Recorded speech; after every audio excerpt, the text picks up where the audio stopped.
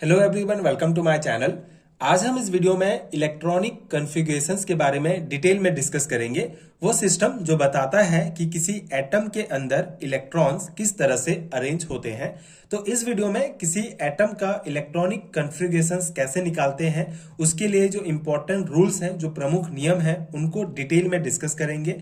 Examples के रूप में कुछ इंपॉर्टेंट एलिमेंट्स का इलेक्ट्रॉनिक कॉन्फ़िगरेशंस भी निकाल के देखेंगे।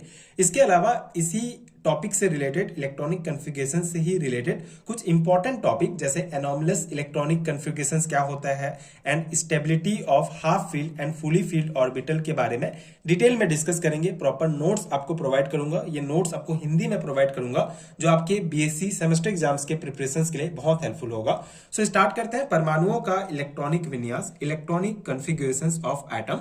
सो इलेक्ट्रॉनिक विन्यास किसी परमाणु के चारों ओर मौजूद इलेक्ट्रॉनों का उनके ऊर्जा स्तरों, सेल्स और उप स्तरों, सब सेल्स में व्यवस्थित होने का क्रम है। ठीक है।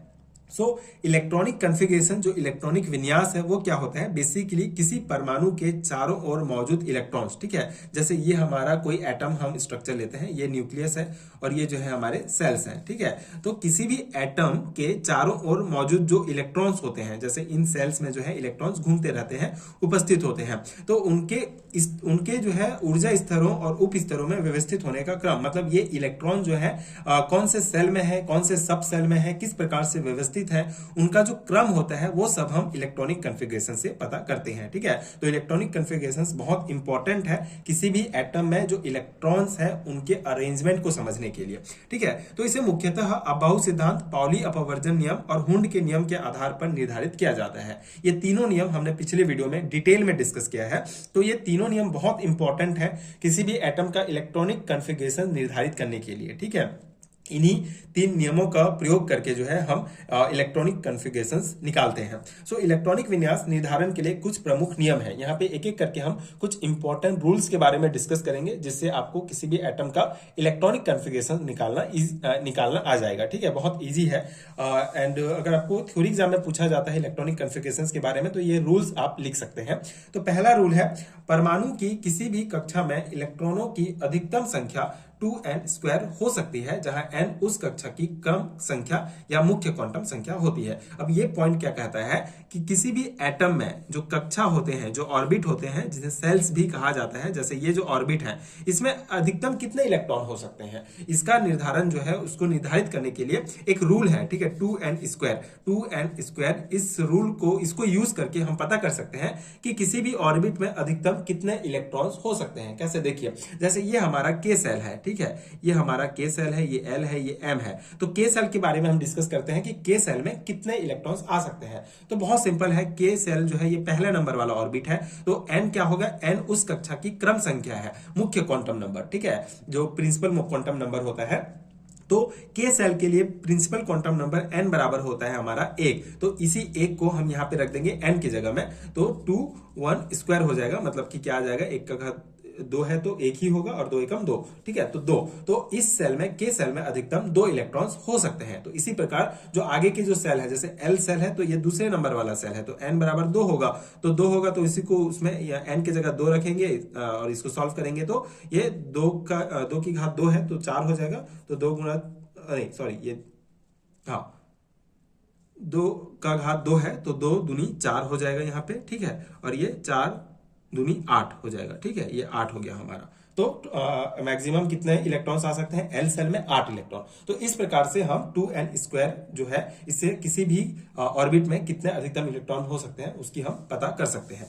ठीक है। सेकंड रूल है हमारा, किसी भी उपकोष s, p, d तथा f जो सब सेल्स होते हैं में अधिकतम इलेक्ट्रॉन की संख्या 2l+1 रूल से पता कर सकते हैं। ठीक है। के बराबर होती है, जहां l द्विगुणित क्वांटम संख्या है, यहाँ l का मान 0 1 2 3 होते हैं, जो उपकोष s, p, d तथा f को इंगित करते हैं, जिनमें नियमानुसार इलेक्ट्रॉन की संख्या 2 6 10 एंड 14 होती है। ठीक है। ये भी बहुत सिंपल है। देखिए, ये जो 2n² है, इससे हम किसी भी ऑर्बिट में कितने इलेक्ट्रॉन है इसको पता कर सकते हैं। एंड ये जो हमारा फॉर्मूला है 2l+1, इसमें किसी भी सब सेल में कितने इलेक्ट्रॉन होते हैं उसको पता कर सकते हैं। ठीक है। जैसे s में होता है हमारा 2, p में होता है 6, d में होता है 10 और f में होता है 14। ठीक है। इस फॉर्मूला में अगर हम लगाते हैं तो हमको ये पता चल जाता है।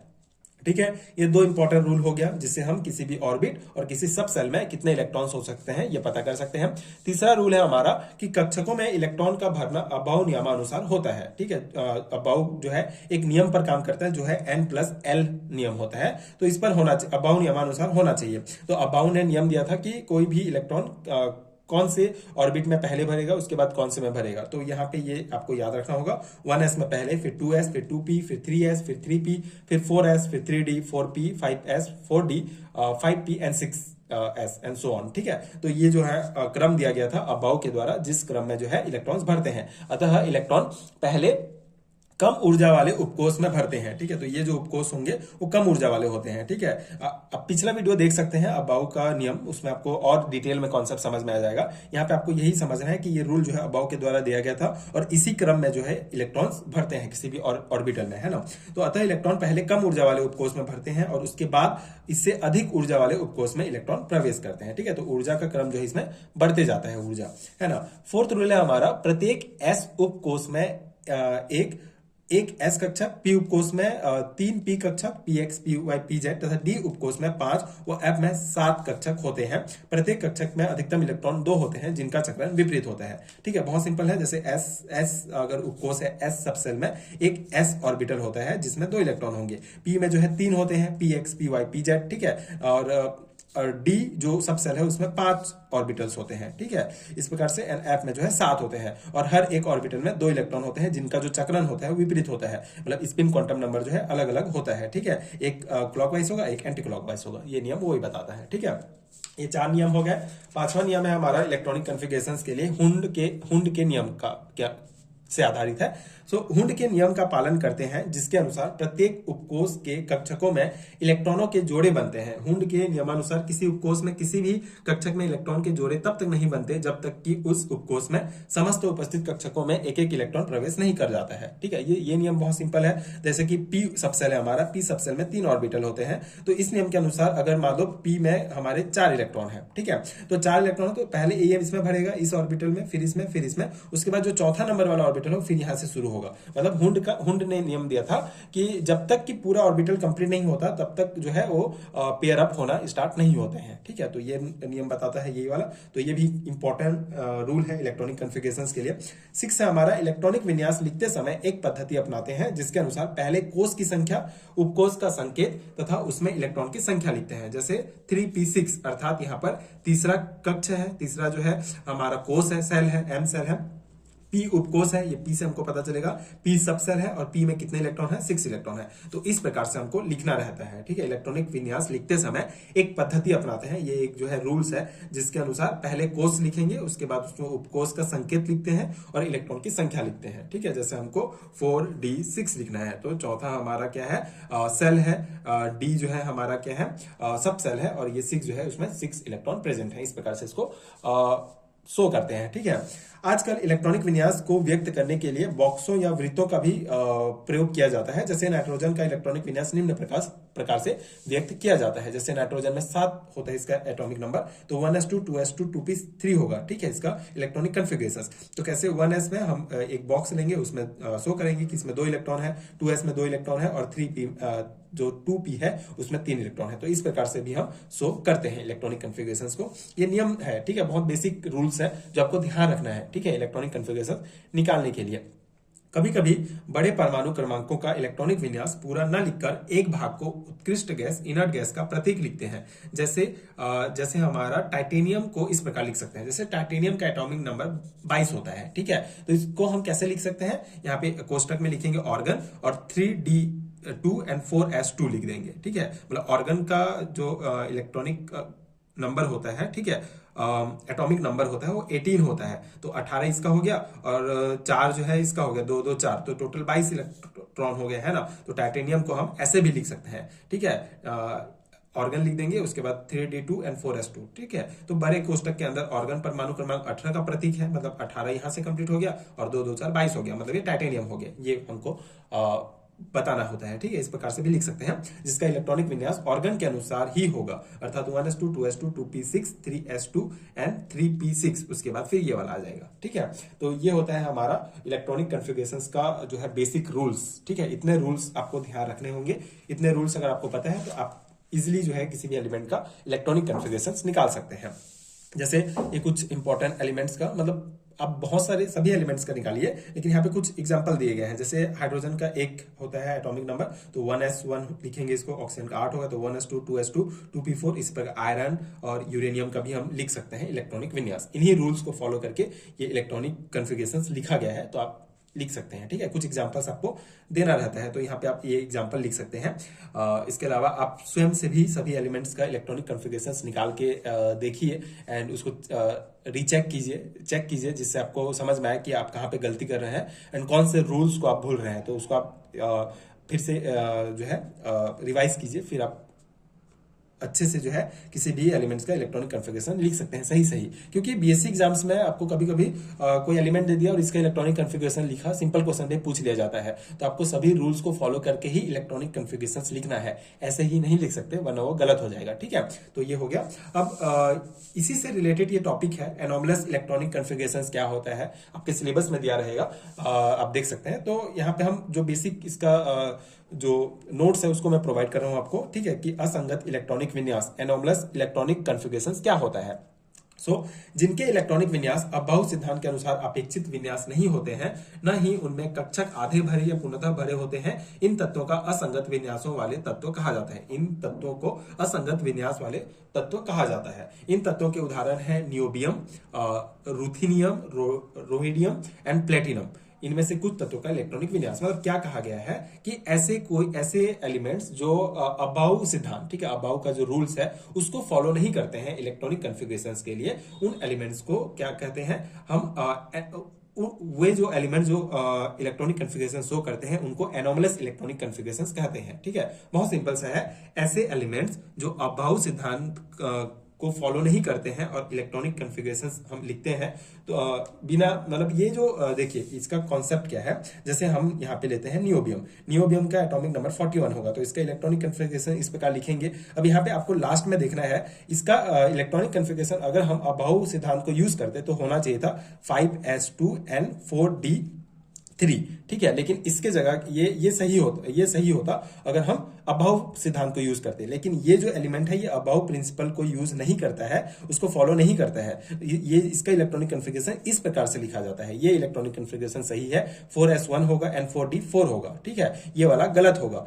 तो इसी को ही एनोमलस इलेक्ट्रॉनिक कॉन्फ़िगरेशंस कहते हैं, क्योंकि ये एलिमेंट्स जो है फॉलो नहीं करते हैं अबाउ प्रिंसिपल को। इसी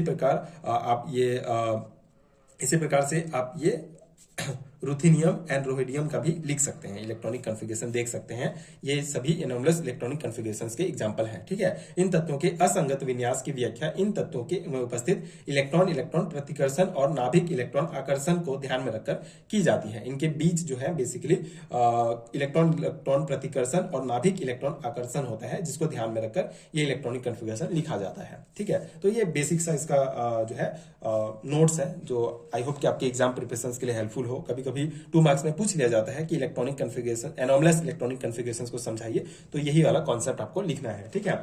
इसके अलावा एक और इंपॉर्टेंट टॉपिक है इसमें, जो है stability of half field and fully filled orbital, ठीक है। अर्धपूरित और पूर्णपूरित कक्षकों का स्थायित्व, ठीक है। अर्धपूरित और पूर्णपूरित कक्षक, जैसे अर्धपूरित जैसे कि P3, D5, F7 और पूर्णपूरित जैसे कि P6, D10, F14, ठीक है। मतलब कौन से सबसेल में कितने इलेक्ट्रॉन्स आएंगे, ठीक है, उस आधार पर जो है हम इसको अर्धपूरित और पूर्णपूरित कक्षक ऑर्बिटल में बांट सकते हैं। परमाणु या आयन के इलेक्ट्रॉन घनत्व वितरण को सममित सिमेट्रिकल बना देते हैं। ऐसे विन्यास वाले परमाणु या आयनों का स्थायित्व अन्य इलेक्ट्रॉनिक विन्यास वाले कक्षकों की अपेक्षा अधिक होता है, ठीक है। तो ये बहुत सिंपल सा कॉन्सेप्ट है कि अगर कोई भी एटम जो है अर्धपूरित और पूर्णपूरित ऑर्बिटल होगा, ठीक है, तो वो ज्यादा स्टेबल होता है दूसरे की तुलना में, ठीक है। जैसे अगर यहाँ पे हमारा P3 है तो ये ज्यादा स्टेबल है, P6 है तो ज्यादा स्टेबल है, इसी की जगह P4 होता तो इन दोनों की तुलना में ये कम स्टेबल होता है, ठीक है। उसी को यहाँ पे बताया गया है। यदि दो इलेक्ट्रॉन एक ही कक्षक में प्रवेश करते हैं तो समान आवेशों के कारण इंटर इलेक्ट्रॉनिक रिपल्सन होगा, ठीक है। यदि दो इलेक्ट्रॉन है और एक ही ऑर्बिटल में जा रहे हैं, ठीक है, एक ही कक्षक में जाते हैं, तो इनके बीच समान आवेश के कारण इंटर इलेक्ट्रॉनिक रिपल्सन होगा। तो युग्मन के लिए अधिक ऊर्जा की आवश्यकता होगी, ठीक है। तो इसको जुड़ने के लिए जो है अधिक ऊर्जा की आवश्यकता होगी। यदि अयुग्मित इलेक्ट्रॉन भिन्न भिन्न कक्षकों में प्रवेश करते हैं तो इंटर इलेक्ट्रॉनिक रिपल्सन नहीं होगा, ठीक है, इनके बीच ये रिपल्सन नहीं होगा, ठीक है। परमाणु या आयन का स्थायित्व इलेक्ट्रॉनिक विन्यास की सममिति सिमेट्री से संबंधित होता है। अर्धपूरित एवं पूर्णपूरित विन्यास अधिक सममित होते हैं तथा सममिति अधिक स्थायित्व प्रदान करती है, ठीक है। यहाँ पे क्या कॉन्सेप्ट कहा गया है कि परमाणु या आयन का स्थायित्व इलेक्ट्रॉनिक विन्यास की सिमेट्री से संबंधित होता है। अर्धपूरित और पूर्णपूरित जो विन्यास है अधिक सममित होते हैं, अधिक सिमेट्रिकल होते हैं, तथा सममिति अधिक स्थायित्व प्रदान करती है, ठीक है। अधिक सममिति होंगे, अधिक सिमेट्री शो करेंगे तो वो अधिक स्थायित्व प्रदान करती है, ठीक है। तो इस कारण से जो क्रोमियम है हमारा और कॉपर है कि विन्यास में एक इलेक्ट्रॉन पूर्णपूरित 4s कक्षक से 3d कक्षक में चला जाता है, जिससे 3d कक्षक क्रमशः अर्धपूरित व पूर्णपूरित हो जाते हैं। अब एग्जांपल से आप समझिए क्या है कॉन्सेप्ट कि देखिए क्रोमियम का इलेक्ट्रॉनिक कॉन्फ़िगरेशन जो है मतलब अगर हम पूरा रूल्स को यूज करें तो इस प्रकार से लिखेंगे इलेक्ट्रॉनिक कॉन्फ़िगरेशंस, ठीक है, रूल्स के आधार पर। लेकिन होता क्या है, वास्तविक विन्यास क्या होता है, इस प्रकार का होता है, ठीक है। यहाँ पे क्यों है, क्योंकि देखिए ये जो 4s का जो एक इलेक्ट्रॉन है ये 3d में चला आता है, क्योंकि ये जो है अगर एक इलेक्ट्रॉन यहाँ पे आ गया तो D5 हो जाएगा ये, ठीक है। ये ऑर्बिटल जो है अर्धपूरित हो जाएगा और अर्धपूरित मतलब अर्ध सम्मिति हो जाएगा और अर्ध सम्मिति मतलब सिमेट्रिकल होने के कारण ये ज्यादा स्टेबल हो जाता है, ठीक है। इसीलिए एक इलेक्ट्रॉन यहाँ से आ जाता है। ये कॉन्सेप्ट हमने पहले भी डिस्कस किया है, बट यहाँ पे कॉन्सेप्ट यही है कि हाफ फील्ड और फुल फील्ड का स्टेबिलिटी ऑर्बिटल को हम कैसे समझाएंगे ये टॉपिक को, कि वही है कि हम अगर रूल्स को फॉलो करें इलेक्ट्रॉनिक कॉन्फ़िगरेशंस का तो हमारा इस प्रकार का इलेक्ट्रॉनिक कॉन्फ़िगरेशन होगा। लेकिन रियल में इस प्रकार से होता है क्योंकि ये एक इलेक्ट्रॉन यहाँ पे आएगा तो ये अर्धपूरित हो जाएगा, मतलब अर्ध सम्मिति हो जाएगा जो ज्यादा स्टेबल है। इसी प्रकार कॉपर में भी आप देखेंगे तो हमारा अपेक्षित जो विन्यास है इस प्रकार होगा, लेकिन वास्तविक विन्यास इस प्रकार से होता है, एक इलेक्ट्रॉन यहाँ आता है और ये पूर्ण सम्मित हो जाता है जो ज्यादा स्टेबल है, ठीक है। तो इस प्रकार से अपने आप को ज्यादा स्टेबल करने के लिए जो इलेक्ट्रॉन्स हैं वो S से D में आ जाते हैं और ये ज्यादा स्टेबल हो जाते हैं, ठीक है। तो ये है एक इंपॉर्टेंट कॉन्सेप्ट जो आपके टॉपिक में दिया गया है, आपके सिलेबस में दिया गया है। ये टॉपिक आप चेक कर सकते हैं अपना सिलेबस, BSc सेमेस्टर एग्जाम्स में ये टॉपिक आपको मिल जाएगा। सो ये था पूरा कॉन्सेप्ट इलेक्ट्रॉनिक कॉन्फ़िगरेशंस का। मैंने डिटेल में समझाया, प्रॉपर नोट्स आपको प्रोवाइड किया। आई होप कि आपको समझ में आ गया होगा एंड ये नोट्स आपके एग्जाम प्रिपरेशंस के लिए हेल्पफुल रहा होगा।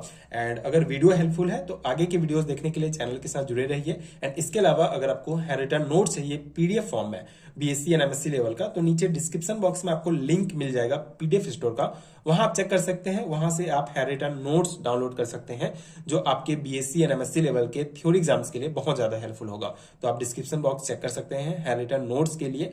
And thank you so much for watching.